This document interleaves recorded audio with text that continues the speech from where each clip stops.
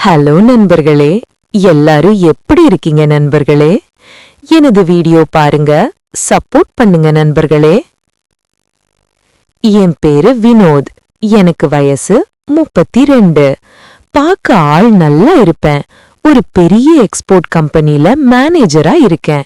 என் மனைவி பேரு நித்யா. ரொம்ப அழகா லட்சணமா இருப்பா. நாங்க கல்யாணம் பண்ணி 5 வருஷம் ஆகுது. இன்னும் குழந்தை இல்ல.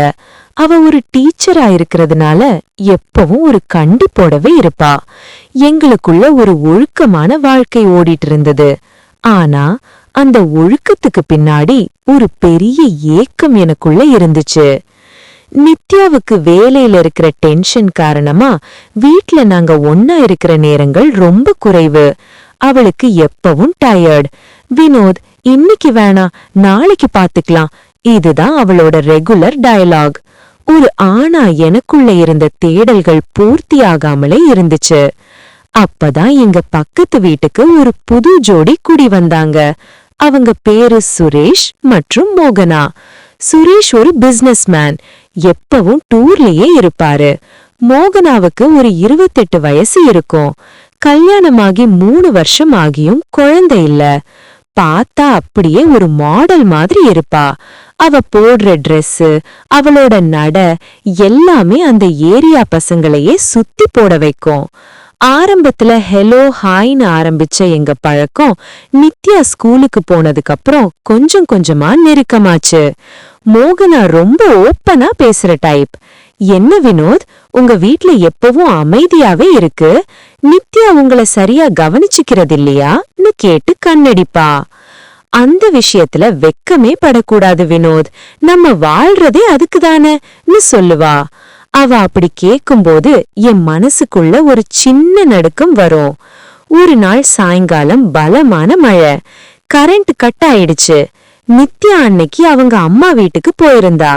நான் மட்டும் வீட்ல தனியா இருந்தப்போ காலிங் பெல் சத்தம் கேட்டுச்சு.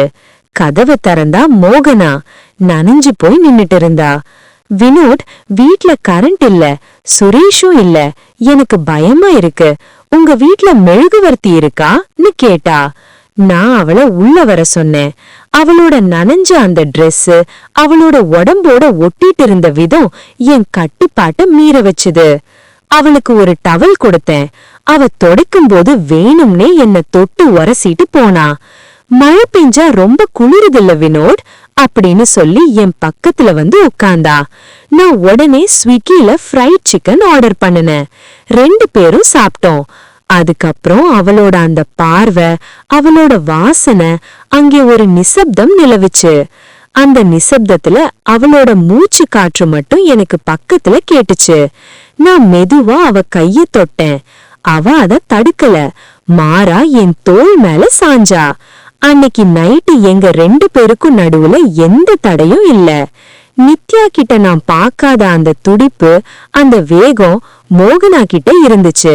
விடிய விடிய நாங்க எங்க ஆசைகளை தீர்த்துக்கிட்டோம். ஒவ்வொரு நிமிஷமும் ஒரு புது அனுபவமா இருந்துச்சு. ஒரு ஆணா நான் இத்தனை நாள் இழந்த எல்லாமே அன்னைக்கு கிடைச்ச மாதிரி இருந்தது. அவ்வளவு சுகம் கிடைச்சது. உண்மையிலே அவ சூப்பர் கட்ட. ஏன் எவ்வளவு நாளா குழந்தை இல்லாம போச்சுன்னு தெரியல. அவளுக்கு குழந்தை கொடுக்கணும், என் கண்ணுக்குள்ள வச்சு பாத்துக்கணும்னு நினைச்சேன். காலையில 7 மணி இருக்கும். மோகனா கிளம்பும் போது அவ சொன்ன விஷயம் எனக்கு தூக்கி வாரி போட்டுடுச்சு. வினோத், நாம பண்ணது தப்புன்னு எனக்கும் தெரியும், உங்களுக்கும் தெரியும். ஆனா இது நம்ம 2 பேரோட ரகசியம். இது வெளியே தெரிஞ்சா சுரேஷ் உங்களை சும்மா விட மாட்டாருன்னு சொல்லிட்டு ஒரு சின்ன சிரிப்போட போயிட்டா. அந்த ரகசிய உறவு சில வாரங்கள் நீடிச்சுது. ஆனா ஒரு நாள் நான் வீட்டுக்கு வரும்போது என் மனைவி நித்யாவும் சுரேஷும் ஒன்னா பெட்ல இருந்தாங்க. அந்த கோலத்துல பாக்கும்போது எனக்கு ரத்தமே உறைஞ்சு போச்சு. 2 பேரும் அவ்வளவு சந்தோஷமா இருந்தாங்க. இத பாக்கும்போது பல நாட்களா நடக்கிற மாதிரி தெரிஞ்சுது. என் கண்ணுல கண்ணீரோட இந்த அசிங்கத்தை பாத்துட்டு இருந்தேன். கொஞ்ச நேரத்துல நித்யா சிரிச்சுக்கிட்டே சொன்னா, நாம 2 பேரும் கல்யாணம் பண்ணிருந்தா நல்லா இருந்திருக்குண்டா, அது நடக்காம போயிருச்சு. உன் குழந்தையத்தான் என் வயத்துல சுமக்கணும்னு சொன்னா. எனக்கு எப்படி இருக்கும் நண்பர்களே, என்னால தாங்கவே முடியல. அவ்வளவு வேதனையா இருந்தது. உடனே வீட்டுக்குள்ள போய் என் நித்யா என்னை இப்ப ஏமாத்துனான்னு சொல்லி கேட்டேன். சுரேஷ அடிக்க போயிட்டேன். அப்பதான் நித்யா சொன்னா, நாங்க 2 பேரும் காலேஜ்ல இருந்து லவ் பண்ணோம். எங்க வீட்ல ஏத்துக்கல, உன்னை பார்த்து கல்யாணம் செஞ்சு வச்சுட்டாங்கன்னு சொல்லி அழுதா. எனக்கு துரோகம் பண்ண உனக்கு எப்படி மனசு வந்ததுன்னு கேட்டேன். நித்யா சிரிச்சுக்கிட்டே, நீ மட்டும் எனக்கு துரோகம் பண்ணலாமான்னு சொல்லிட்டு மோகனா கூட நான் இருந்தத வீடியோ எடுத்து வச்சிருக்காங்க.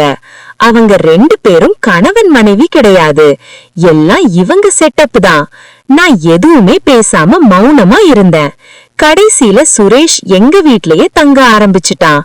காலையில நைட்டுன்னு நினைச்ச நேரம் எல்லாம் பெட்ல என்ஜாய் பண்ணாங்க. நித்யா இப்ப கர்ப்பமா இருக்கா. நான் எதுவுமே பண்ண முடியாம கணவன்னு பேரை மட்டும் வச்சிருக்கேன்.